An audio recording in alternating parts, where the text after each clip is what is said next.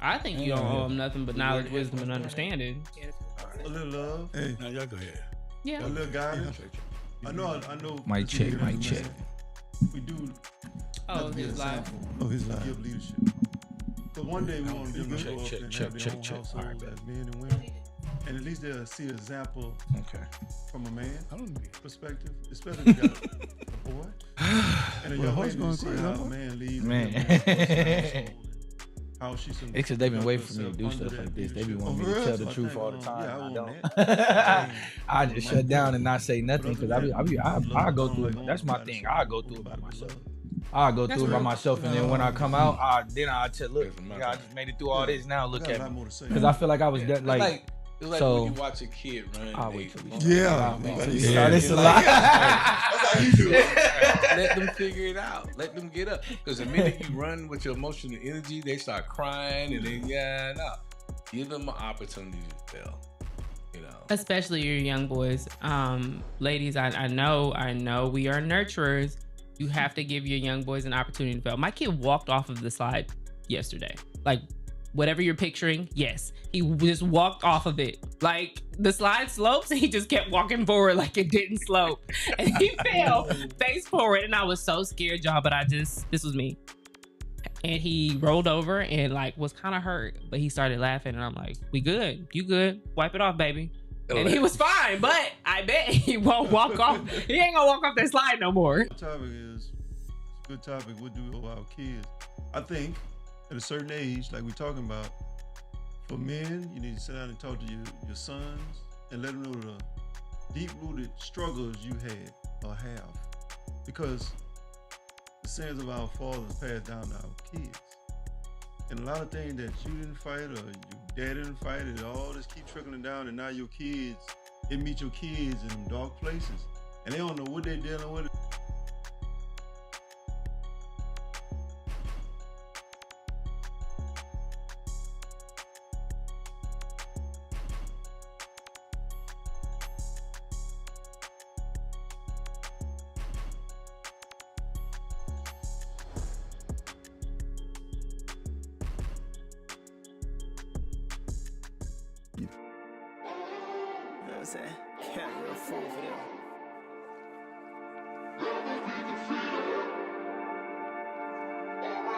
Jay Cameron.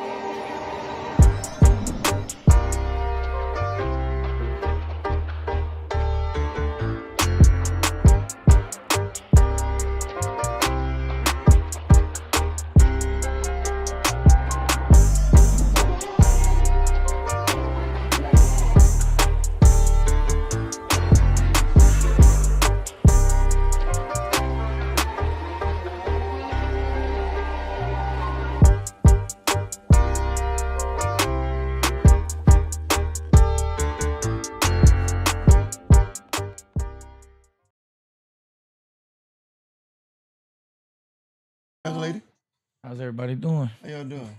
I'm great. I don't mind being one of the fellas. Oh boy, how was y'all week? How's it going? It's Thursday. It's Friday Eve. I'm excited. I tell you, the weekend just started, bro. I wake up in Georgia every day. I be happy. I ain't gonna lie. It's nice out here, ain't it? ain't too much that can make me feel bad when I wake up and see Georgia. Oh man, you must have been on Stewart Ave. I ain't never been on Stewart Ave. I've been on Stewart Ave. What they got to tell us about Stewart Ave? But it's Stewart Ave, Metropolitan. He said Stewart Ave. Yeah. Hey y'all, tell the people, they might have a long week. We start off with Ken. Give them something, Ken. Give them what? Give them something. Give them something, man. It was long. Hey, if you take $2 and you take away $2 and you add $1, you still broke. Let that load. Go get you some money. Let's get you some money. Hey, that's my uncle's favorite saying. Fuck your feelings. Go get some money. I like that. About none of that. I like that. Say it again. That's good advice. You can't afford it. Fuck your feelings. Go get you some money. You can't afford feelings right now. They cost too much. They do. Bash. You make bad decisions when you got all them feelings. Don't Man. get me started. Don't get me started. Man. She went right into the feelings. Did she? It's like later. Go ahead. Oh, I need to give him something too? Yeah. Okay. I ain't gonna do the dollar thing, but if you had a hard week, it's Friday Eve. Perk up, have a good weekend. That's all I got for you. You can't have a good weekend, I don't know what to do. All I'm gonna say is sum it all up with the dollars, the feelings. Just stay on this side and keep going. That part. Keep going if you have to catch a ride. Just keep going. Just keep going. Keep going. What's the alternative to, keeping going? If I don't keep going, what's the alternative? You're going to have to tell people that you never made it. You're going to have to explain to people why you never made it. That's heavy. That's my biggest fear in life. I don't want to be 60 years old trying to tell somebody I was gonna be a rapper, bro. I'm sorry. I'm not rapping no bars to nobody at 60 years old. I'm sorry. I don't care how good y'all think I still can be. No, I fix cars now. I like it. I'm gonna tell you this. So, you're gonna be in certain rooms. You're gonna hear certain tracks. And they're gonna be like, whoa. You're gonna be like George Foreman. You still know how to punch. Hey. Okay. Yeah. Hey, man. I think Snoop and all of them gonna still be rapping. I just hope I'm not just now getting started. I hope I'm not just getting started. I hope people not just now getting started. Oh man, y'all heard of that new rapper Saint? Yeah, he just turned 58, bro. He hard. How old is 2 Chainz? Wait a minute. 2 Chainz like old, but he was 30 when he came out. That's what I'm saying. I gotta get it now. Okay. I have a 2 Chainz career easily. I'll be very happy with a 2 Chainz career. Before y'all get into too much, I know our audience is probably wondering who our guest is. Oh, yeah, okay, yeah, real quick, he is, guys, straight from Omaha, Nebraska. That's crazy. Okay, is it warm? Y'all getting hot? Okay. Straight from Omaha, Nebraska. He is a songwriter and a rapper. He is here to tell us about his path on this crazy journey that he's on. Indeed. Welcome, first and foremost, I'm a father first before I'm anything. Oh yeah. I got an 11-year-old princess. If it wasn't for her, I wouldn't be nothing. Let's be all the way real. So that's first and foremost. But yeah, from Omaha, Nebraska, I came down here to 16-hour drive one way. No intentions to go back. No super grand plan. No, we got these plugs and connections. None of that. I said, Atlanta, where they doing the rap stuff at? Okay, I'm on the way. I'll be there in a little bit. It took a long time. I came down here in 2018 and lived here for about 6 months, and then moved back to Nebraska. But my daughter was real young. Okay. When you first moved out here, did you try it? Did you try it back in 2018 too? Mm-hmm. Yep. The music. Yeah. Yeah, sober. That's back when I was more naive. I was willing to believe anything anybody was telling me. So I was just taking a lot of dead end type of situations that wasn't really, going nowhere to be exact. Okay. That's real. Yeah. But it was fun. Don't get me wrong. I just went to the wrong area.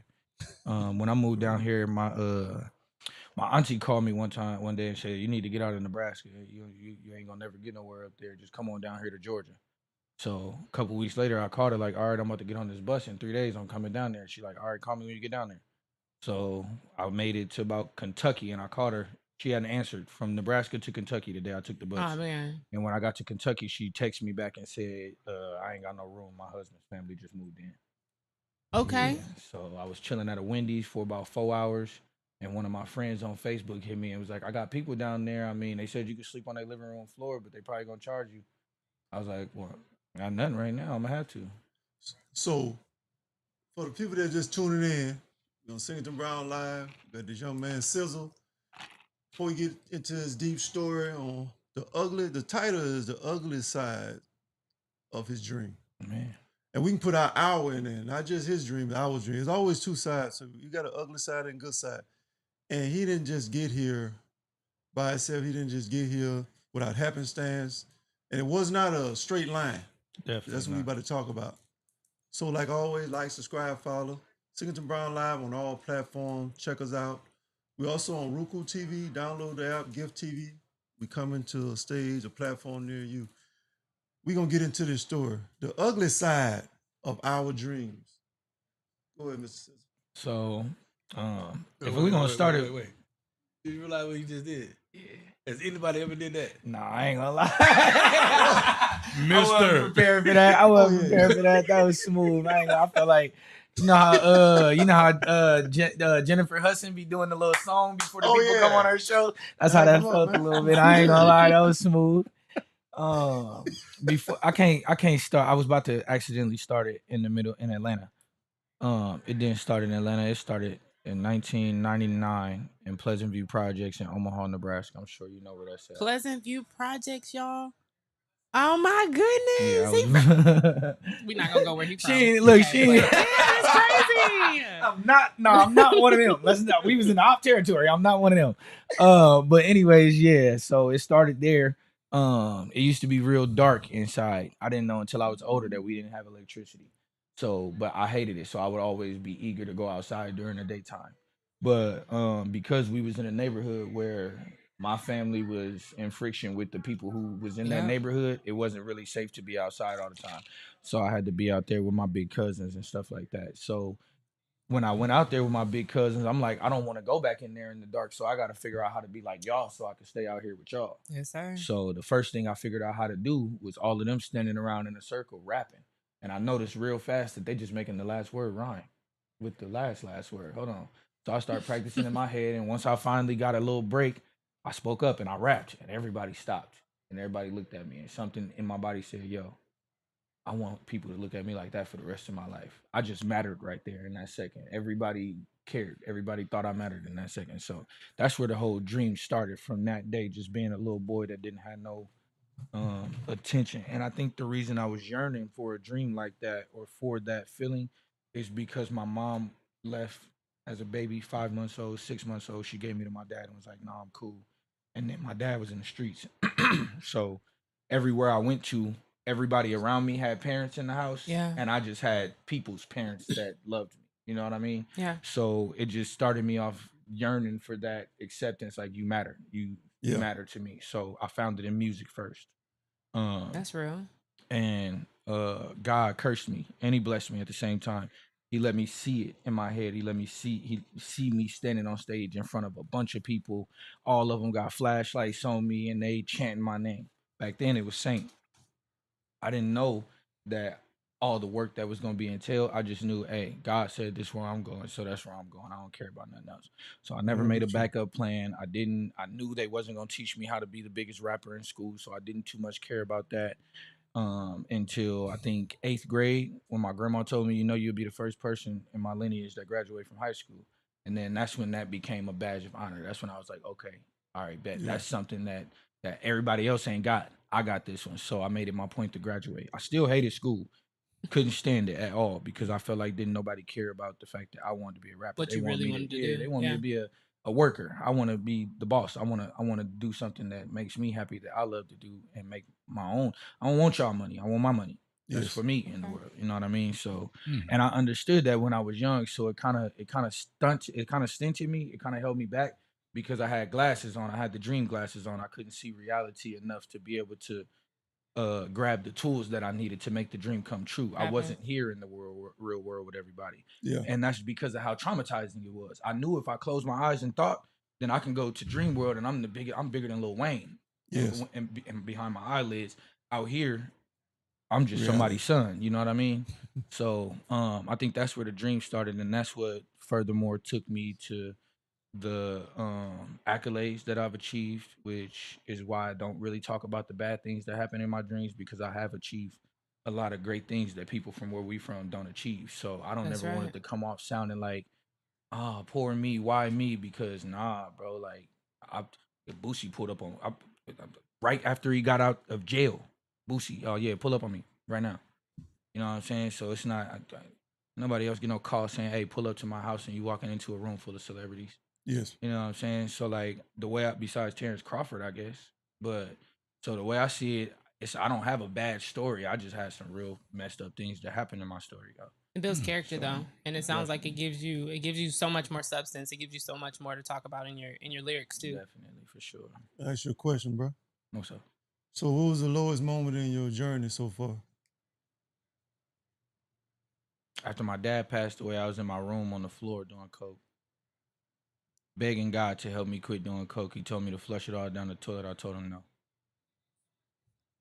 Straight up. About 2 hours later, I was sitting right in the same spot crying some more. He said, flush it down the toilet. I flushed it all down the toilet and never looked back.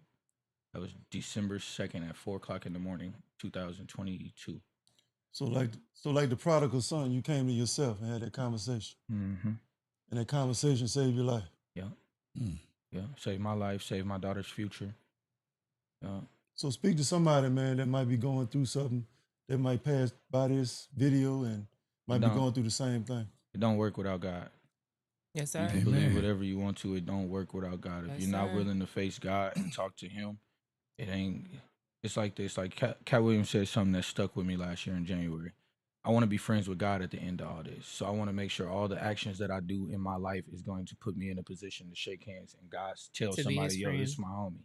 Yes, Yes. sir. You know what I mean? And if I'm not, I feel like if I wouldn't have had that yearning, if I wouldn't have had that, no, I don't want God to look at me and be like, because at the time I didn't know if my dad was in heaven or hell. I didn't know because I remember both sides of him. I remember all the warm things I felt from my dad, but I also remember all the things that wasn't up to par. in the So streets, yeah. you know what I'm saying? So I'm like, damn, I hope he went to heaven, but more importantly, I got to do what I can do right now to that. So that way, when God see me, he be like, "What up, my dog?" Instead of, "Man, what the hell you doing here?" You know what I'm saying? So Yeah. if you have ever been, and not even just with sobriety, if you ever been in the shoes that I walked in, I tell you, you're not gonna get there without God. You gotta want it for yourself too. For sure. It sounds like you. I mean, not even sounds like you absolutely knew you had a bigger purpose. You sound like you for knew that sure. a long time ago. So, For sure. Tupac said, my bad, not to no, cut you're you good. off. You're good. Tupac said, I might not change the world, but I'm guaranteed gonna spark the brain that changes the world.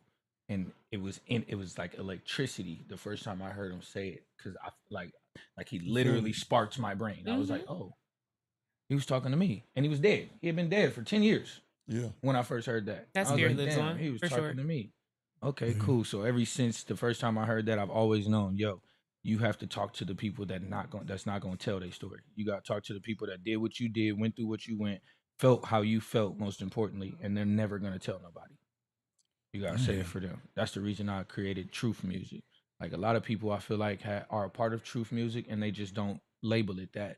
But if you could turn on somebody's song and you can believe the words in their song from the beginning to the end, they make truth music. It's not too many people like that. I don't want to lie to y'all. My story is crazy enough.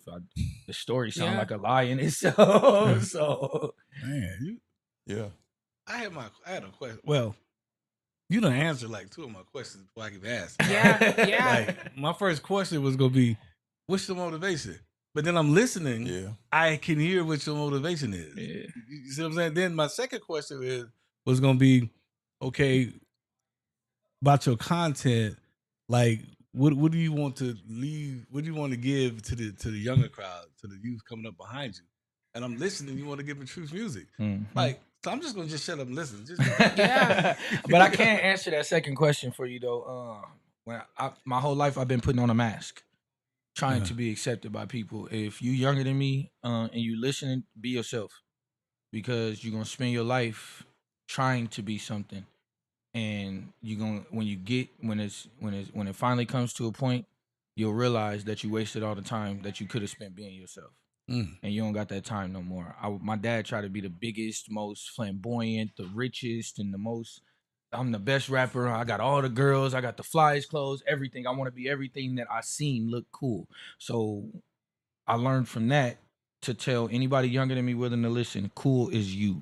Whatever you are is what cool is. Don't look on the outside trying to be cool. Cool is created by innovators. You have to be yourself in order to be cool. That's the only way. Another question. What would you say to your younger self, man? What would you say to your 20-year-old self? If you meet him tonight, I know how you know who I wouldn't make were. a statement. I wouldn't make a statement. It would be more of a question. Like, you sure you want to go here? Like, are you sure you want to go here? To see, I want to know if I would still make the same choice now that because I don't know. Because I like to believe I would still do this all over again. I live in the back of a U-Haul now, and I think I wouldn't change nothing. But I want to go back and tell my younger self, yo, this happened, this happened. You went here, this. You still want to do this? And then let them make the choice. Because I feel like all my life I was making choices based off of survival, instead of based off what I actually yearned and what I actually wanted. I just wanted to make it. I didn't know what it all would entail, and I don't know if I would have chose differently. So if I would go back, I would ask the question, you sure you want this? So tell your people about, like we was talking about the ugly side. Tell your people about the sacrifice. I know what they want to hear, bro. I just got scammed by Big Meech, dog. This man just took my money, dog. That was one of my questions. I was gonna wait until like a little later. So he sent we recently saw a clip of it was him messaging Big Meats. I'm gonna let you tell your story, but there's a TikTok. He was messaging Big Meats, and it happens a lot of time. These big name rappers will find really, really good talent, but that talent hasn't been discovered yet. And they will they'll take some of their stuff and it's real life extortion. It's off. Extortion. Like, you know how you go to a business and say, if you want your business to be safe, you got to work with me. Ooh. It's extortion. They saying if you want to make it in this business, then you're going to have to run me your pockets. What? That's what they doing. The first thing they say is, what's your budget? Or no, the first thing they say is, hey, you hard, let's work. And then when you hit them up thinking your dream's about to come true, they be like, what's your budget? You know you talking to somebody broke, or I would be in the room with you instead of on this app. If I had a budget, don't you think I would be using it to do? You think you would have just, you know what I mean? Like, so, but and then that's how they bite. So some people, in my situation, that's happened to me several times. It have been Jada Kids. The game really got me for $1,200. Like that was dropping. the first. That was the first. I don't care. I do not care. We like it. The game got me for $1,200. That was my first time, and the reason I usually don't do this no more is because before the game got me, my uncle told me, bro, you know this. Yeah. What does it sound like to you, bro? Does it sound real? And I'm like, no, man, it's the game. I heard his voice. He said my name. He sent me a voice memo. So after the verse never came, I'm like, dang. So is the game broke? So, but then Fat Joe hit me up and he like, hey, you hard. And I'm like, that's the same thing the game said. Let me guess, you need to know my budget? Just like that. Never heard nothing else. All right, bet. So you're learning. So is it safe to say, can I get with my camera? Is the game a Mitch? Okay, y'all. If you don't, I won't do no. I won't do no name calling, but I will say the game took $1,200 from me on purpose. Mitch. I know it was him. I know that you can't tell me that might have been his social media manager or nothing, because I said, hey, bro, can you call me? Because I feel like it might be a scam. Can you just call me? Man, message me back a voice memo and said, bro, I ain't got time to be calling everybody who say they want to do business. If you want to do business, just send the money and you'll get your verse. I'm like, well, damn. And, you know, I've always known the game as a dick of a rapper. You know what I'm saying? So I thought, oh, well, maybe it's true. Nigga really is an asshole. So I'm like, all right, well. And at the time, I'm living like my dad. I'm getting a whole bunch of free money. So, and I ain't having to account for it. So I'm like, shit, $1,200? What is it, bro? I spent that on alcohol last week. So I send it to him. Hey, gang. If you want to clear your name and you see this, call up, bro. Yeah, call him. I got the receipts too. Until then, use a Mitch. Pull up on me. But so I said it. I like the game. I ain't gonna say nothing. I ain't think you was in the bitches. You said personally, I don't have that experience. I only see him when I'm scrolling sometimes. You just attracted to him look wise. You like what that he look part. like. The aesthetics are nice. That's understandable. Oh, okay. Muscles is easy. Okay. So the ugly side of this is, so it sounds like you've been doing it all by yourself. No mentor, no guidance. Cause I know a lot of people in this industry. I just got nephews, family members, friends. I be stealing it. I just look, listen, and learn. Straight up. Because I learned when I was about 18, 19 years old that the people who willing to guide you, they're gonna guide you the wrong way. Why do you think that? Yeah. Because they instead of the street niggas in my city saying, hey yo, we got this amount of money, let's put this behind your music, you're gonna go somewhere, they say, here, take this pack and sell that. That's the wrong mentor. The wrong guy. For sure. That's what I'm saying. But they was the ones that wanted to guide me. They was the ones that was willing to say, seen the other potential. Yeah, you know what I'm saying? Exactly. They seen the other potential. People see what they want in you. Exactly. Remember that. That's what that's a better way to say it. Yeah. It's the reason that I'm by myself and learning and going, learning, looking, and listening this way I am is because people see what they want in you.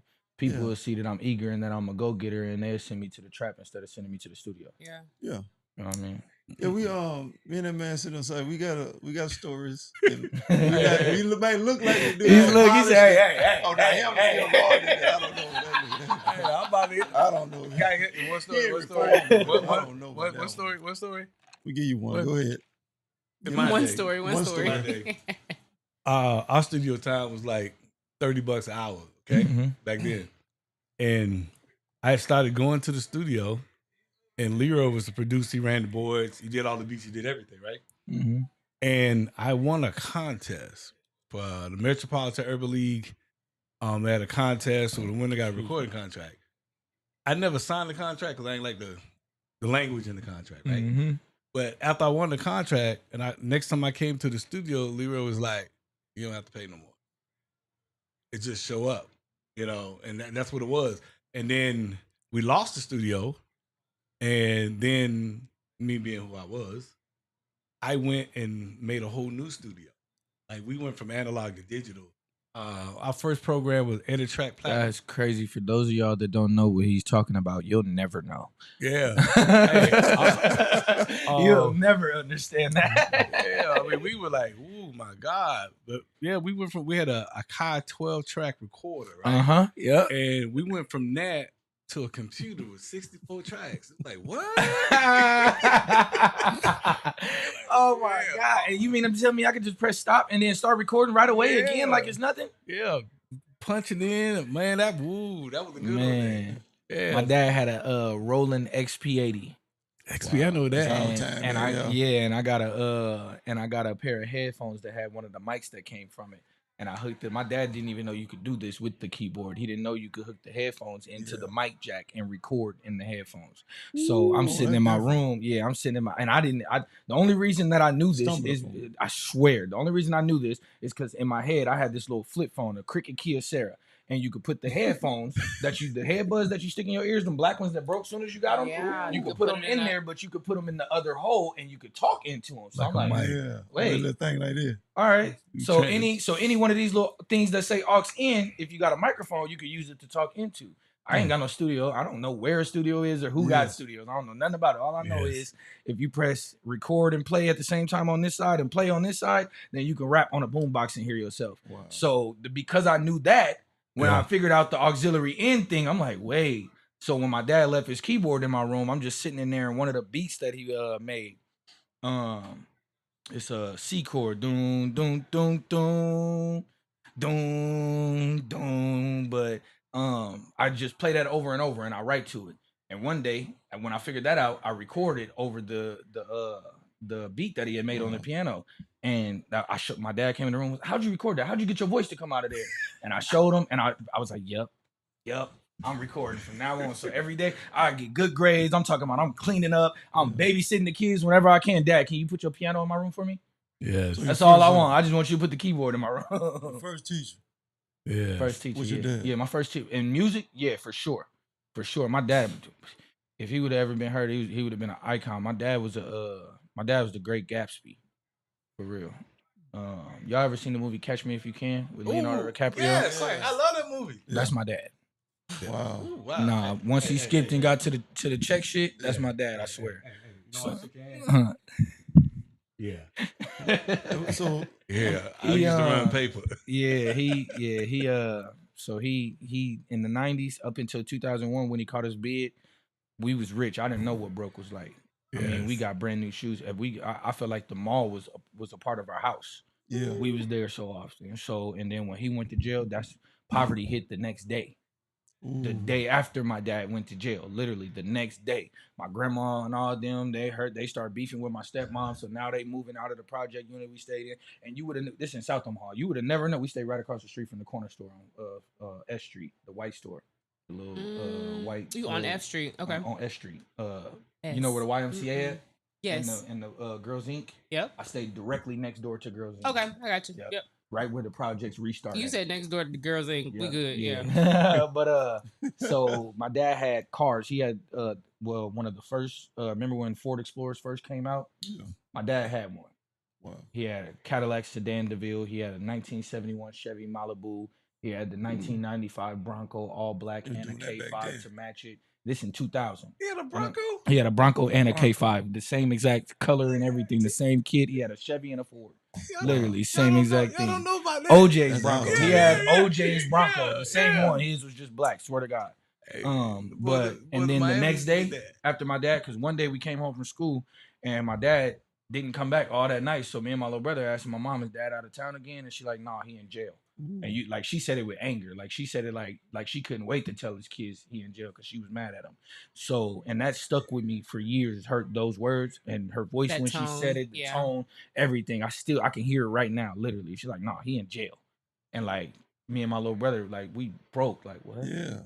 What do you mean jail? Jail is only on TV, and people on TV go to jail, and they like that's the end of the movie type shit. What do you mean? Yeah. My dad in jail. So then the next day, I promise you, right hand to God, the very next day, we come home from school, and it's 8 tow trucks on the street, taking every one of my dad's cars.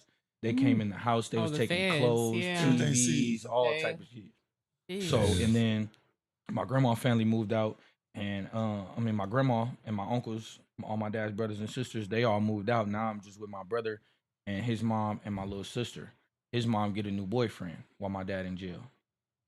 They kicked me out, sent me to go live with my grandma. So now my 2 brothers and sisters, the only 2 siblings that I got, I don't see them no more. And that's the only thing regular to me at this point in life. Everything else is somebody else's or it's gonna leave. I'm hit. By the time I was 7 years old, I knew things were gonna just leave. Things wasn't gonna stick around. You know what I mean? So it's hard. So when I got but that's how come I'm homeless right now, because it's so easy for me to say, it wasn't gonna stay that long anyway. You're not attached to anything. That's a blessing and a curse. Yeah. Yeah. But let me help you, man. The mindset you have, it's like you still holding on to that little boy that everything is leaving you, and you can't stay there. I never got them.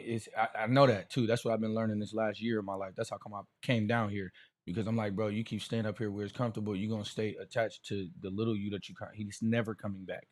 You're never gonna see him again. And I think that's the biggest thing to me in my life, is that little boy has so much potential and he has so much happiness and eagerness for life in him, and he's gone. He's never coming back. That's true. He's harsh. I can tell you that. I can tell you that for myself. The same little boy I had to deal with and try to protect and all that stuff, all that trauma that happened to him, he had to die. Yeah. For me to live. Straight up. And I remember the night it happened, I was a kid over the blue light. 2000. Mama died. It was 2000, the blue light, yeah. Ooh. And same thing came to that moment where I had to have a conversation with myself, and it was a dark place. Man. And I had to leave that little boy. I ain't gonna tell you all that because this your shine right now. But just know you're gonna have to leave that little boy and know he gonna be all right for you to become the man. Because if not, that little boy gonna kill the king in you. That is crazy. So you're gonna have to know that little boy gonna be all right. And you got to move on, man. Because if not, you're gonna continue to stay in the U-Haul, continue to struggle because you don't let go of that place that you stuck at. You know you still stuck. And I can't leave you stuck. Right. Just like you cried out to God that last time. You might have to do it one more time. Right. To get to his levels to this. All the scams, all the stuff you've been through. Yeah. And the U-Haul is another story. Right. God right there with you. Right. No, for sure. You know what I mean? For sure. For sure. So now it's time for you to close them eyes again and dream one more time. A lot of people stop dreaming. I dream so big where I don't even, I don't wake up, you know what I'm saying? I dream so big where people think I live there. You gotta scare people, live it. You gotta scare people. Me too. To the point to where it was like, that's another part of the reason why I came down here, because in Nebraska, you tell somebody you're gonna be the biggest rapper in the world, what they gonna say? Laugh at you. They're gonna call you an Omaha rapper. They're gonna call you an Omaha rapper. Yep. Yeah. Straight up. They're gonna say you a local rapper. They're gonna say what? Yeah. There's a lot of talent in Omaha, and I really think they just need to get out. Everybody in my family say, bro, stop saying you doing it for Nebraska, bro. Do it for yourself. Do it for your daughter. No, bro. You know how many little boys it is in Omaha right now that got a huge dream and they ain't never gonna believe in themselves enough to go for it. I always try to mention Terrence Crawford too. Nobody knows that the greatest boxer in the world. Yeah, the heavyweight champion of the world is from up the street from where I'm from. Terrence Crawford. But that man, beats feet. I'm talking about, So y'all represent, yeah, I grew up down the street from Terrence Crawford. You say the greatest? We did. Yeah. The greatest heavyweight Ever? That's what you said? No, Currently. I said pound for pound champion of the world. Oh. Yeah, he can't do a lot too. Today. I Yeah, agree. you could argue with him I today. agree. You Pound could for argue with me. pound champion of the They world. put every hurdle they can up I would against him. take- They made it. Floyd Always. Mayweather duck and wreck. I You know where would we come take. from? I would Yes, take sir. Mike Tyson in his prime over everybody. Okay, and Mike Tyson not in his prime right now. Sorry, Over sir. We seen what happened to Mike Tyson. I was gonna say that's a terrible example. We're Not like, after yeah, this I wouldn't last win with fight. Mike Tyson on this. I was talking about Mike Tyson. That man had his ass out. Not Y'all doing forgot? it on YouTube, we know. Mike Okay, Tyson lost is a the fight. smoker. He has great pigeons. His podcast is amazing, but we're 2025 now. We don't get to say he's a good fighter He no got his more. own brand. Yeah, he got his own the farm that he got. Yeah, I it's a said- lot of accolades we could talk Hey, about with Mike Tyson. Before Fighting Robin is not one of Givens, them no more. listen. Before Robin Givens, he's still with Rooney's still a trainer. Before Robin Givens, I'll take that Mike. Man, I used to go to Mike Tyson fights. They used to have you go to the convention center, right? And you watching the fight on the big screen. Man, a fight broke out behind me. I turned around. And Mike Tyson already won the I fight. looked up. Nah, I'm fighting the nigga behind me. Matt Man, missed the y'all fight. have to get up in here. I turned around. Y'all fight over. Nah, we just got started. Yeah. Man, But nah, I like Terrence Crawford. yeah. Yeah, no, Terrence Crawford is the reason I go so hard about Terrence Crawford is because I remember the little boy. I remember how hard he fought. And we come from Omaha where it's not going to happen. And if it do happen, you're a unicorn. I've never been to Omaha. Like Gabrielle Union, you know Gabrielle Union, right? I don't I like always her pull either. her out She's too. from Omaha. You know Malcolm X, obviously. Yeah. He's from Omaha. Okay. Yeah. Don't say Gabrielle. Why not? Okay. I'm gonna Because of what they did with their kid. She turns. Okay, She okay. turns. No, little no, boys. pause. Not on my episode. Nope. Not on my episode. Nope. We will not. No, All I'm I don't saying want is no this. parts. Hey, I love everybody who love me. If you don't love me, then fuck you. That's it. Okay. I'm just gonna say this about Miss Gabriella Union. Okay. What in the world? I'm gonna say this. Not around mine. Hey, She's hey. still a good human being. It's certain Give me a things. can. It's certain family members that I will not let hang around my daughter. Yeah. Oh, for sure. Straight up, it's certain. For I got sure. certain. I'm talking about people who I see and what's up, boy? I love you. I miss you. Hold on, Okay. Ray, go sit in the car. Yeah, that's Yeah. true. I got a Straight daughter. You got a daughter? You got I ain't come going. on. I ain't going. Hey, so if you just tuned in, it's a good segment. We talking about the ugly side of your dreams. Yes, indeed. Everybody should be dreaming. Everybody should be going toward their goals, aspirations, things in life. And this young man is telling his story, Mr. Rizzle. He's on the upcoming of this mountain. You know, everybody got to go up a mountain. You know, nobody tell you the ugly truth, Right. what it takes to get there. So just continue to sit back and check him out, Yeah. Mr. I do. Rizzle. I actually have a question. So you've talked a lot about the ugly side of your dreams. I kind of want to know your major milestones, like from you moving to Nebraska to you getting your first, making your first song to you making a platform for yourself. I kind of want to hear about that. Me and my so my first song I wrote about my mom. I don't remember the words to the verse, but the chorus. Mama, I love you. No one's above you, 'cause you're the queen of my heart, my life and my soul. Mama, I love you. It was a spin off of a Pretty Ricky song, because at the end they played the beat for like 45 seconds. Mhm. And, you know, back in the day we didn't have instrumentals. We had to rap. You know what I'm saying? Loop that thing. Loop it. So yeah, so I would just play that part over and over again, and I wrote a song for my mama to that. And the reason that it was that is because my mom left me, everybody on my dad's side thought I should hate her. But I didn't want to not be able to have a relationship with my mama when I grew up, because I always knew she was gonna come back, or I always told myself she was gonna come back at least. So I didn't want to hate her when she came back and then not be able to have a relationship with her. So it was several times, birthdays, Christmases, when everybody's parents was around and stuff, where I'm like, man, how dare you not be here? But I would not I ain't never called my mama a bitch. I ain't never, and there's been several. When my mama came back around, she told me verbatim, the reason I left you is because I didn't want to deal with your dad and his family for the rest of my life. And she said it That's with hard. a regular face, like it was like she wasn't breaking. Like, you know, you talking about let go of that little boy. Wait a second, I was 19 when she said that. Like, nah, you know what I'm saying? So like, but I would not let myself hate her. So that was the first song. Coming in, and I didn't even know that music. I didn't know that music could take me away from the projects at that time. Yeah. I didn't know it could make me rich. When music became my dream to do as a career, T.I. had just put out T.I. versus T.I.P. And it was I a remember song that. on there. Yeah. It was like a 7th song grade. on there. Oh, It was my bad. I'm That's dating the myself. youngest. I'm like, Sorry. damn. Yeah, I was in Sorry. 7th We grade was- too. yeah. Yeah, we was in 7th grade. But T.I. had a song on there where he was at the beginning of the video, it was him versus himself doing push-ups in his trailer in his Yeah. in his I know what you're camper. talking about. Right. So during that video, my cousin was like, "You ain't better than T.I." And I was like, "What?" So when T.I. started rapping, I rapped over everything he rapped in that song. And this is the first time we seen the video on BET. You know, when you come on Yeah. 106 in Park 3 o'clock. showing all the new videos. So this the day this video premiering. So nobody heard T.I.'s lyrics, but Okay. everybody remembered that song in the room because I rapped the whole thing through. And at this time, like I just know how to rap. I'm not really a rapper, but in the room that day, everybody like, whoa, nigga, you better than T.I., bro. Like, we ain't even hear what he said. But because in the video, T.I. is on one side, a broke nigga in Atlanta, Yeah. trying to make it, and on the other side, he's a superstar, but it's the same person. That's when I put 2 and 2 together, like, wait, I can go from that to that with rap.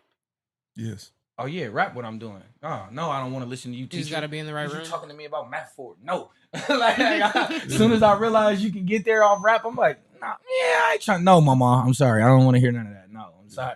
But then when my dad came home from jail, the first thing my dad said to me in 2007 when he got out of prison was, "You ain't got no money? You broke? Nigga, you my son and you broke?"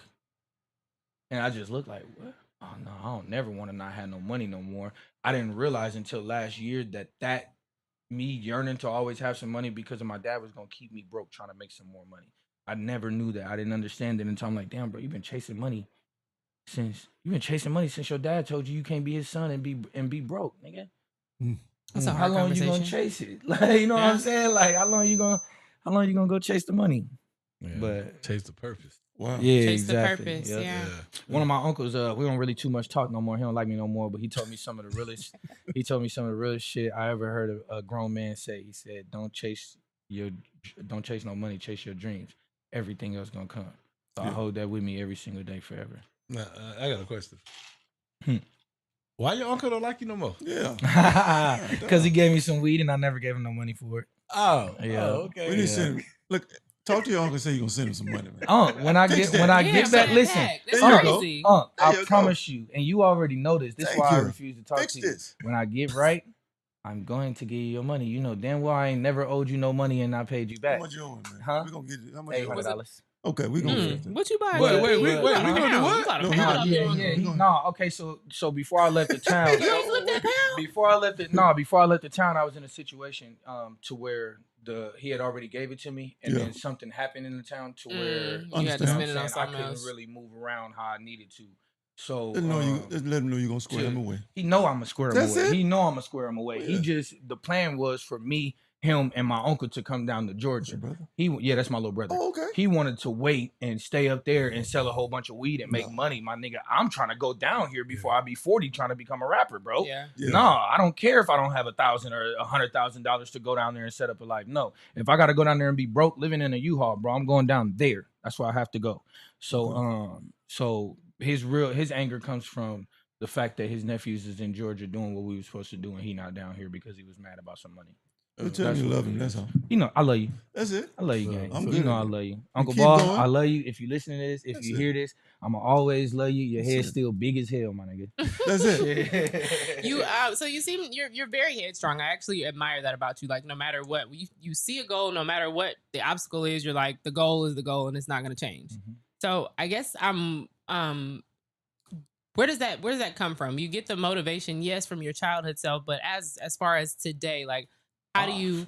Easy. Okay, where's the got an drive coming from 11-year-old today? Daughter. I got an 11-year-old daughter. You did say that. You did say I got that. an 11-year-old daughter. I need her to believe herself. Yeah. I need her to believe in herself because I knew Let me tell you this. So when I was 8 or 9 years old, I remember laying in my bed. I was at my stepmom's house, laying up in me and my little brother room in the bed. It was summertime. We couldn't go outside. We was grounded. And I'm laying in the bed and I'm thinking to myself, my little sister, oh, it's cool. It timed out or something. I don't know. Probably got to end the live. But my little sister was in her bed crying, and she was sad because because my dad wasn't there. And she's like, me and my little brother was telling stories about our dad. And I could see it in her face that she's sad because she don't got no stories to tell about my dad. He went down when she was a baby. So I remember that day saying, I'm gonna have a daughter. My first kid gonna be a daughter, and she gonna be a rip. Because my little sister's name was Princess. That's what her name is, Natalia, but everybody called her Princess. Yeah. She was my dad. My dad was the apex of my family. He was the person because we was all in poverty. Mm-hmm. My grandma was on drugs. My grandpa was on drugs. The household, and she had 8 kids. The household was fucked up. My goodness. So my dad went to the streets. That's how come he went to the streets. Yeah. He went to the streets. I'm gonna get it. However. There was no job that was gonna help. Exactly.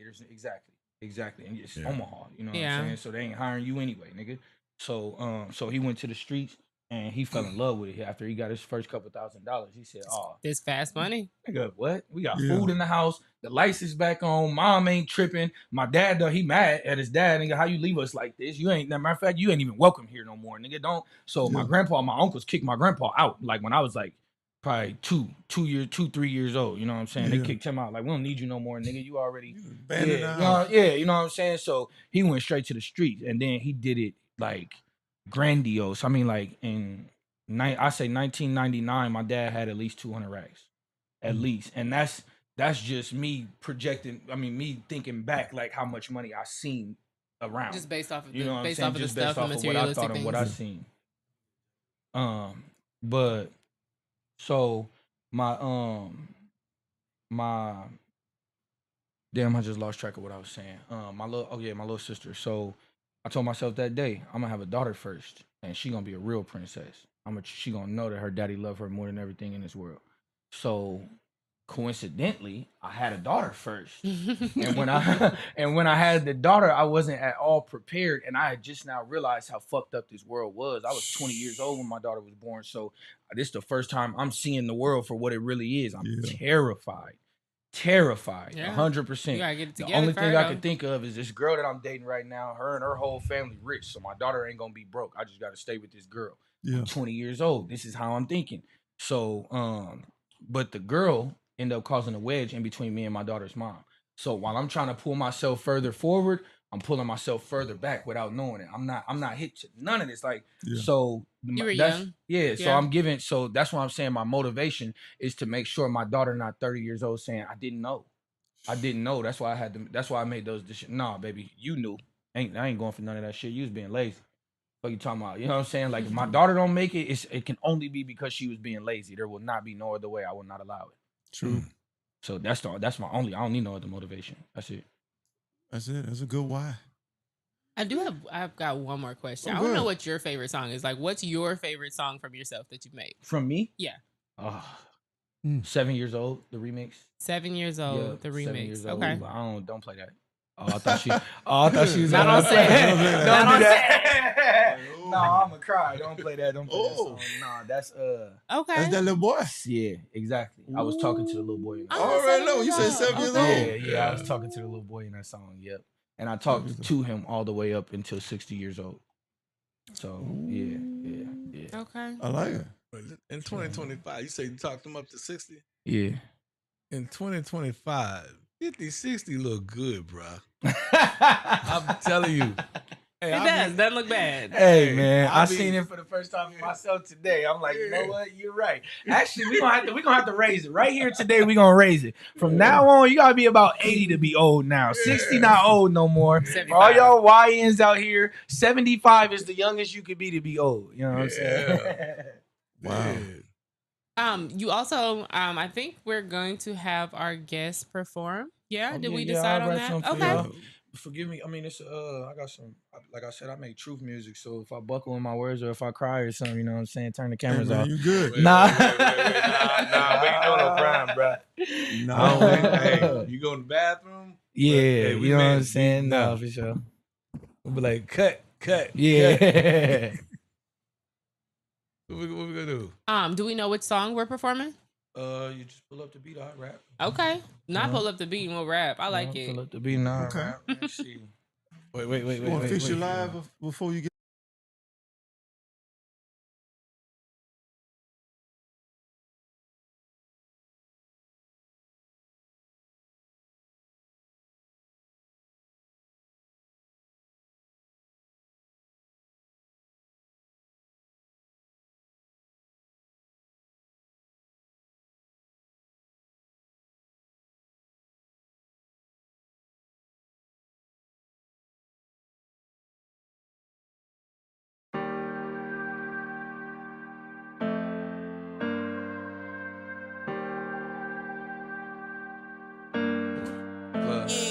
I've been waking up in cold sweats, these dreams been haunting me daily. I see the future clearly, that's why they keep calling me crazy. I gave out all of me, now all I see is all of me breaking. I took the flack, now they gon' watch and look at all of me making. This for my granny, how she raised up all 8 of them babies. Without a man, them weak checks was spread thin, but we made it. Consequences of poverty had me stuck in her basement, rapping my heart out to the beats I used to beat on the pavement. Like how I rock out all them shows in different area codes. How I brought back to Nebraska everywhere that I go. Like how my daddy died and I ain't go to hell with him. How I show my ass like why I even had to tell niggas. How I go to Jeezy concert with a quarter key on my neck. Like how the ops say they don't go, I still ain't seeing no threat. Like how you beat a bitch but ain't gon' fight a man, nigga. Like BSG Debo won't drop you where you stand, nigga. Like how I walk the Boosie house and through his front door. How I give them everything I had and they still want more. How I buy a brand new F&N out of the gun store legally. Like how I spit like this and you niggas still don't believe in me. I grew up with them shooters, could've turned out like them easily. You could blame my dad, guess he had a different path for me. I guess he saw me signing record deals with Bad Boy. I guess he never imagined I'd turn into a bad boy. Lil Kevin got to be about his business. Got to be somewhere out there rapping, trying to knock some bitches. Got to beat his addiction and reroute the fitness. Pots and shit like in the kitchen. He don't be doing dishes. I'm on a whole nother level with it. Literally, I cut ties, I had to sever niggas' egos. And I never get too rich to check the peephole. And Lucky always told me keep 3 poles and never ever let them see poles. Unless you on sea souls, and we know these niggas out here dying over nothing. And I don't wanna be another topic on the subject. That's why I'm barely in public. They say I'm scary, but fuck it, don't get your. Hey, how you doing, Keanu? How you doing?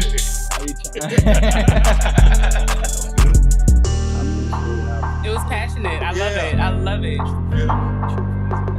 Now that y'all hear me saying truth music, when y'all hear other people rapping and you can believe it, you think in your head truth.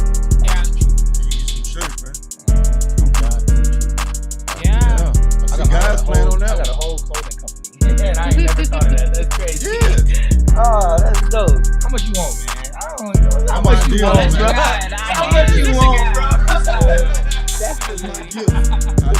Hey, I appreciate that. That was nice. So many nuggets, so many fans and so many people might pass your video. You help so many people because you just never know what a person scrolling through and is looking for. God, send me a sign. Oh yeah. God, send me a word. Just somebody sign. And it come from you. To touch. That's okay. So when you asked me my favorite song, my favorite song, I thought you were asking me in general. So the reason that I started rapping, the reason that I wanted to do it outside of just rapping in front of my uncles and my cousins, I was laying in my room one day, and in Omaha back in the day, it was a station 102.7, and it played rock music all day until like 3:30 or 4:30 or something. Yeah, like that. And then it switched yeah. to rap music. And the first song that they would play every day is Dear Mama by Tupac. Yeah. So one day I just got home and I go in my room. I'm pretty sure I was probably grounded again. So I'm going in my room. I spent a lot of time in a room by myself as a kid. Yeah. So sometimes it wasn't because I was grounded. Sometimes it was just because ain't none of these people here my people. So I'm going to just stay in my room. But sometimes it was because I was grounded too. But I spent a lot of time in a room by myself. But this particular day, I walk in and this song come on, and I don't know if I was thinking about my mom that day or what happened, but I listened to every word of the song. And after the song went off, I'd already knew how to rap. But after the song went off, I said, I want people to feel like this when they play my music. I want people to listen to my music and be able to, because Tupac made me feel like I was right to choose to keep loving my mom, even though that she left me, even though that she said, fuck me. You know what I'm saying? That Dear Mama song, nigga, even though my mama was a crack fiend, she's still a black queen. You know what I'm saying? I don't care my mama left me. I don't care. None of them horrible stories y'all trying to tell me about her. I don't care. When she come back, I'm going to give her a hug and tell her I love her. Yep, You know what I'm saying? Yeah. So when Tupac kind of secured that thought in my head for me, like, nah, little nigga, you right, don't listen to them. So from that day forward, I'm like, okay, when I make music, I'm gonna make music to talk to people like that. I want to help people get through situations. And when you got me one. You gonna give us some words? You ain't got to rap it, but you can give us some word from that 7-year-old little boy of that song. Oh, I You say can rap it, once it's I up to was, you. I say, I get through as much of it as I can.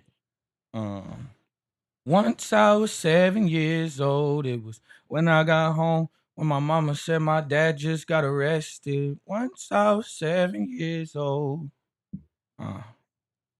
I always had big dreams, like all of my family before me. I smoke like a chimney, guess it's my remedy. I just can't let it destroy me. My mom was away and I let it affect me, but at least she gave me a story that I could tell to my daughter and show her the reason her daddy been torn. Cause when I was 11 years old, Miss Renata told me she would see me Christmas morning, but she left me. I hated my life at 11 years old. I'm gonna stop. Y'all have to go listen. It's gonna be emotional. I said, It's gonna be emotional. Hey, you need to rock that. Yeah, that one. Yeah. I'm gonna send y'all the link and I'm gonna let y'all play it, bro. Nah. I be getting No, I choked up. understand, That's cause like some of the topics that I touched, I wrote that song at 3:00 in the morning, sitting in the car by myself crying, like talking to that little boy, trying to get it off my chest, cause I realized this is right before. Yeah, it's right before I moved to Atlanta the first time, when I was realizing, bro, you're gonna end up a street nigga here. You're gonna die as a street nigga. You're going to die as a street nigga. You don't bro. make it as a street nigga in Omaha. Yeah. You don't. Like, you know what I'm saying? So like, and I didn't have no options. I didn't know what to do. I'm like, so when my auntie called me, like, come down here, I'm like, thank you. Yes, Atlanta. Everybody who go to Atlanta make it. All right, cool. Ain't no way I'm not gonna make it. When I came down to Atlanta, that friend that had a friend where it was on Glenwood Road in Glenwood Projects. Oof. Okay. So as y'all can imagine, it didn't. I didn't become a famous rapper last time I was in Georgia. I got a question. When you come to write your songs, what's your process? Like, because It switches. Yeah, it switches. So like for 7 years old, the dude in his original song, Lucas Graham, he was talking, man. Like you could tell he really felt that. But I felt like he was sugarcoating shit. I'm like, bro, you're not being fully truthful. Like you're giving us the prelude, like the story you cool with telling people. You're not. Yeah, I could tell that there was something deeper that man wanted to say in the song. So I was like, all right, don't trip, I'll say it. And so I started writing before I even found the beat to 7 years old. But then there's other songs where I hear a beat and I'll be like, and the rhythm will come to me and I'll match the words to the rhythm. Or sometimes the words that come to me and I have to figure out the rhythm. But really, I just gotta have something to say. I gotta have something to talk about. If I got something to talk about, the song gonna come together by itself. That's how come a lot of my music ain't structured like regular like radio music that you hear where it got a chorus, verse. Sometimes as soon as I start rapping, I don't even do no breaks or nothing. I just go from the beginning straight to the end of it. But yeah, I don't really have a specific process. The only thing I do every time is tell the truth. Tell the truth. That's it. That's the only thing I do every time. Music hits different when there's passion behind it too, when there's truth behind it. And then I know a lot of people that are hearing your story now, that also listen to your music understand where a lot of that stuff comes from too. Yeah. So what I find when you write music, when it becomes easy and best, you have to be extremely happy or extremely sad. Yes. But if you're in the middle, it's gonna be hard to write. It's struggle. Yeah. And that's where twerk music come from. Yeah. That's where twerk music comes from. That's hilarious. In the middle. Come on, y'all don't agree? Y'all don't agree? We in the middle. Wow. I'm not super happy. I'm not super sad, but I love to see some ass right now. That's the first time I heard that one. Wow. Any other questions? Any more good question? Oh, not for me. Any question you got? No, yes, I do. How long Okay. have you been doing this podcast is SingletonBrownLive. 3 years. 3 years? Mm-hmm. Damn, that's been a quick 3 years. Yeah. Well, thank you, Bash, for putting me on game. Absolutely. Thank you for accepting. I just see my friend on the podcast. I'm like, damn. I got some shit I need to say. Anyway. Can you bring me on? Right. She's like, yeah. Hold on. Let me call him right now. Wait, what? Hold on. Chill. Slow down. I wasn't ready. That's why I pushed it back a little bit. I'm like, he probably wasn't expecting us to say yes right away. No, I ain't gonna lie. Cause like, okay, so let me. Okay, one more thing before we go. Let me touch on the scam shit because I don't hate Big Meech. I still look up to him. I'm not gonna lie to you. I still look up to him, and I truly don't believe Big Meech scammed me. I believe Big Meech hired a social media advisor who I've now spoke to on the phone and have video of the conversation. And I think he's using Big Meech and Lil Meech's page to scam underground artists to make money. That's what I think is happening. I'm not gonna name drop him because I don't want to smear nobody's name, and I ain't for sure 100% about it. Yeah, but from what I've learned, I'd never talked to Big Meech. Big Meech didn't know nothing about doing no video for me. Big Meech never did a video for me. Big Meech doesn't run his social media accounts. The person who does run his social media accounts runs an Instagram page and claims he doesn't run the Twitter. But every time, the TikTok, but every time a post get posted on the Instagram page, it gets posted on Twitter. On TikTok. Exactly. Yeah, so 3-4 parties, not 30. Exactly. So you know what I'm saying? You could tell me whatever you want under the sun, but until Meech called me and say, hey bro, I heard some shit fucked up happened bad with my name. I want to clear that up. Then to me, y'all all faulty. That is what it is. You know what I'm saying? Yeah. So, but I say that to say the reason that I didn't expect y'all to say yes so fast is because I seen somebody I knew on the podcast. Mm-hmm. So instantly in my brain, I'm like, inaccessible. I can't. It's official. So it's probably gonna be a no because in Atlanta, I've had to train my brain to if it happens too easy, it's a scam. You know what I mean? Wow. So when she like, yeah, come on. Even when we was pulling up here, when we driving through the sticks, I'm like. I had to drive around this block a couple times. So yeah, she told us about you and everything, but you know, I prayed about it. And at first we were like rappers, because usually, you know, that ain't what our platform they don't do about. that. Yeah. It's specifically for helping young men. You was a young man, that was cool. You need that qualification. And then after that, so you had a story. Can't be saying you checking boxes. Go ahead. Right. Yeah. I'm not like that. You know, so I'm from the hood streets. You missed the first one when they said you was a rapper, but we're gonna keep on going and see what happens. I know Ken a rapper reform.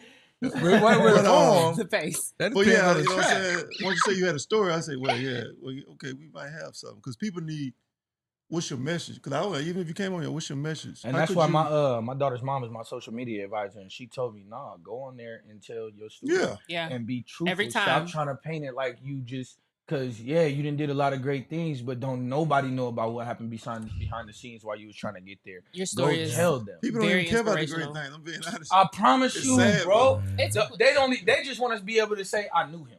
Mm-hmm. I was friends with him when he was doing it. They don't give a fuck what you did. And there are a lot of people that watch you consistently and are waiting for you to fail. Exactly. Yes. Yep. They're waiting for you to fail, give up, quit. They're waiting for you to move back to Omaha. You'd be surprised how many people. Oh, see, I miss my baby. What's up, buddy? I miss my baby. Okay. Hello, babe. You gotta say hi. Come on in here. What's up? How you doing? High fives. Woo! Oh, hey man, I miss my baby. I say this as far as doing music. Matter of fact, it's doing music or doing life. Do a self-assessment every 3 to 6 months. You're making progress, keep going. You know, and I went back in my day, I was in the studio and I was like, you know, Leroy, maybe I should just let this go. And he actually, that's what he said to me. He said, you better now than you were 6 months ago? I went, yeah. He said, keep going. You see what I'm saying? He said, keep going. So I hate to get there. I mean, I hate to stop and then be wondering or trying to explain to my daughter why I never made it. Daddy, how come the rap didn't ever happen with you? I just gave up after a while. I had to get a job and I had to do why you didn't just work and do rap? Like, and my daughter intelligent. She going. That's what I would say too, though. She gonna drill me. You know what I'm saying? I'm gonna say the same thing to you, bro. Like I said, the thing about it is, you make your story good or great by you work from 9 to 5, but from 6 to faint, you dream. You do both until you get to the point where you're talking to a person and be like, man, why you don't just do the music? It make my story look good if I do both. Right. Until you do so much music where it oversees the 9 to 5. Right. So it's like myself and everything. Everybody in here chasing their dreams or whatever you want to call it. But I'm not ready to wake up. You know what I'm saying? And I go hard every day. Right. And before you know it, you wake up, you there. Yeah. Now the thing about it is, I'm gonna tell you about your dreams and your goals. Make sure you set them high. Right. Because if you hit them too fast, you're gonna be frustrated, and you're gonna really be forever chasing that carrot in front, the horse. So you got to make sure this is what you truly want, and when you get there, it don't displease you. After I opened up for Boosie and I seen what God showed me in real life, I was like, now what?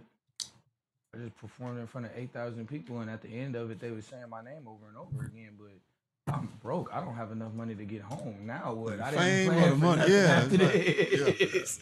You know what I'm saying? So yeah, that's the part. You know what I'm saying? Like the ugly side. I give my credit. Boosie, I've dealt with Boosie several times. I done opened up for him. I done went to his pool parties. I pulled up on him when he got out of jail and chopped it up. Yeah, I definitely. I went late. I went late. I went late to the. So with Boosie pool parties is the opposite of mansion parties. So the crazy shit be happening when this party start. Then Boosie when I got there, Boosie was already in his room doing whatever Boosie was doing. Yeah. So the party was just a regular party. It wasn't everybody didn't have to have their shirts off at this point. Like motherfuckers was, because you know what I'm saying, when I'm hearing about the Topless pool party, they're like, because shout out to Jay Cooper. Jay Cooper, one of the most solid people. He's Boosie manager. He one of the most solid people I ever met in the industry ever, bro. It's cool as hell. But y'all have fun. but hey, ain't gonna be no Ricos. Yeah, fun. No, it definitely ain't gonna be. You had fun. I did not have fun. Let me retract that. Now that that Diddy shit going on, I did not have fun. Actually, I was doing business. I was there with a stale face the whole time, mad, and I left. You like, you can't tell me I had fun. I say I had fun at nobody party, bro. I never had fun in a party in my life. I'm gonna say this. Hey, Boosie, when you see this, bro, we going to the summer month. Bring SingletonBrownLive out to the come with me. Come with me. I'm going again in June. Come with me. June what? Yeah, June 22nd, I think it is. What? June 22nd, yeah. Come with me. You know where I am. Like, let go. Yeah. Okay, Hey, I'll call Coop when I leave here. Coop, I need 6 tickets to the Boosie pool party. Yes. You know what I'm saying? I make that happen. Just send me the request on Cash App. And I'm not gonna bring my phone, so I ain't have no video. You can bring your phone. I'm telling you, it's not that kind of party. I promise you. Then where am I going? Huh? Why am I going? Say your spot. No, I don't. No. Switch the seat. Okay. Where am I going? Like, any other questions besides the party? Yes. I do have one more question. Yes. Where can our audience find you? So I took all my music off streaming platforms, so you can see all the videos that I put out up till now on YouTube. Searching who TF is Lil Saint. That stands for who the fuck is Lil Saint, because who the fuck is Lil Saint. Yeah. But anyways, but to find my music, to listen to my music, I got some free music like Lil Wayne used to do. A whole bunch of remixes, and then I got some music that I charge $1.99 a song or $6.99 for 6 songs. It's on my website at newspitclothing.com. That's new, N-E-W, spit, S-P-I-T, clothing.com. So type that. You can type it in on Google. It's going to pull up. We got clothes, I'm Not Okay brand. Oh, I didn't say nothing about I'm Not Okay. Yeah, I got a clothing brand. It's called I'm Not Okay. You can go to New Spit Clothing and get you some merch. You know what I mean? What's the story behind? I have an idea, but I'm not okay. Like, remember that conversation I told y'all about? Which one? In my house with the cocaine. Yeah. So the day after that was the first time I was honest when somebody asked me if I was okay. It was the first time I said, and my dad died September 11th, 2022. So December 3rd was the first time I told somebody, "No, I'm not okay," and it was my grandma. And it stopped her in her tracks, and she said, "You need to put that on one of your shirts." And I put it on my shirt, and I went to a bar that I used to go to all the time to drink, and I just sat there, and the bartender was real cool with me, and one of my homies worked in the kitchen, and the bartender offered me a drink, and I was like, "Nah, bro, I'm cool." He was like, "You sure?" I was like, "Actually, nah, I'm not." And I pointed at my shirt, and he told everybody about the shirt in the club, like, "Look at his shirt, look at his shirt." And I sold 40 shirts that day. I had to leave the bar, go to Michael's, buy the materials, go make the shirts at the house, and come back to the bar and sell it. Hustle man. Oh yeah. I like it. Thank God for my Struggle to grandma. hustle. Okay. She said, "It's 7 billion people in the world. I guarantee you 7 billion people had a day where they wasn't okay." Yeah. That's Okay, good. damn. That's right. That's real. Truth don't lie. Man. So many people are scared of their own truth, and it's so inspiring. I'm still scared. For you I to. ain't gonna lie, I didn't want to go into depth about it. If it wasn't for my daughter's mom, thank you, Nani. If it wasn't for her, I would have tried to make this all about rap. I ain't gonna It's lie okay. to you. I ain't cause you gotta think, like, not saying that you meant it in this way, but like you gotta think. Earlier when I was like, nah, I'd cry if I rap that. He was like, nah, no crying here. Like, that's how black men is trained. Black men is trained to where showing emotion is not okay. Oh, I wish And you had it on a that. different I podcast. seen it. I saw it. I shared it on my story. Yes, I shared it on my cry story. But I wanted to tell you the cry pass has to be like my dad. When my dad passed away, I asked, Dad, what do you want me to do? What am I supposed to do now? Because all I could think, nigga, you got 6 brothers and sisters. Ain't none of us ready for this, and you the oldest one, bro. You can't cry, nigga. No. And my dad said, go somewhere by yourself. Yeah, crying in the You dark. can't cry. Crying in the dark. He said, I don't want you to just cry about dog me. can't see. I want you to cry about your mama. I want you to cry about your life. I want you to cry about everything that happened to you and let it go. Because when it comes, it's gonna come real fast. A week later, I got a call saying that I could perform at the little pre-show thing they do for the BET Awards. Yeah. Straight up. You know what I got? A week Remember that? later. Crying- And I got flew out to New York to go perform. Crying in the dark. You know what I got It from can't all see that? you. Yeah. That's still a cry pass. That's a It's pass. still a cry pass, yeah. I'm gonna show what it look like. Real man. hey. Real men don't need witnesses to our tears. The dog is enough. Let me say that again. Real men don't need witnesses to our tears. It's you and God. Do we release? We not crying to receive. Yeah, do we That's cry? Yeah, you just don't see it. You just don't know. Because it ain't none of your business. And what are you gonna do? What are you gonna do to help? There you go. That's why you should be doing. Let's be for real. Talk to that woman right No, now. I wouldn't say. That makes everything better. Some bads want you to cry. That's not true. Not all the time, but I'm a hug. I ain't gonna lie. When I watched that clip, when I watched that clip, it looks like she would actually do something for her man. Yes, I'm a solution. It looked like she did. I am do literally that. solution Hey, based. tell him the truth. Tell him what happened. She is a low wait. Tell him You what are happened. low Okay, key so he was emasculator. crying over And me we gonna though. get out. We I gonna have leave no with sympathy this. for that. That's different. He did you wrong and then tried to cry to keep you. So that part, and then he was Yeah, sitting in the shower with the shower on, and myself. he wasn't crying. I don't want to live anymore. And she laughed. And I told my friends about it because that is nothing to cry over. That's crazy. I ain't gonna lie. It'll happen. You know what I'm saying? Sometimes you so used to a situation that you feel like it's dire to break up. You know what I'm saying? I'm saying like this. If a man's in the shower and he's crying over a female, right? Man, He was Over sitting down female. fully dressed in the shower. I don't know, man. I don't Them even bad know that stories, one. man. Yeah. Oh no! Bashing guys, man. I don't know. Oh wow! I don't know if I'm that's true. trying to have a woman ever made me cry? Have I ever fake cried? We gotta end the show, man. Don't start. I think I done this. I think I went. One No, time. before you walked into the room, like on some. I used to do that to my grandma all the time. I wake up in the morning trying to act like I was sick, but my grandma don't think you sick unless you crying. If you're not crying, you ain't sick enough to stay home. So I always wipe. I got so good, I go in the bathroom and wipe the water on my eyes. Man, get my camera. I don't know what they talking about. Cry passes are okay. Thank y'all so much for tuning in. Thank you, Mr. Rizzle. Don't argue with me. Sizzle. Sizzle, yeah. Rizzle. Sizzle. Rizzle, what's that? What's That's that the group? Wu-Tang. Wu-Tang. Yeah, Wu-Tang. That's him. That's his people over there. He fuck with the Wu-Tang Oh, real my strong. God. You I got just his little like brother Method here. Man. Thank him for coming too. For sure. But thank you for gracing us with your presence, man. Your story was heartfelt. I know you helped a lot of people. A lot of people gonna see this. You just never know, man. If you can help one person, man, make it to another day. You did your job. Man. You know what I'm saying? So That's real. we want to thank you. Like I said, Sing the wake up in Brown the Live, morning and man. be yourself.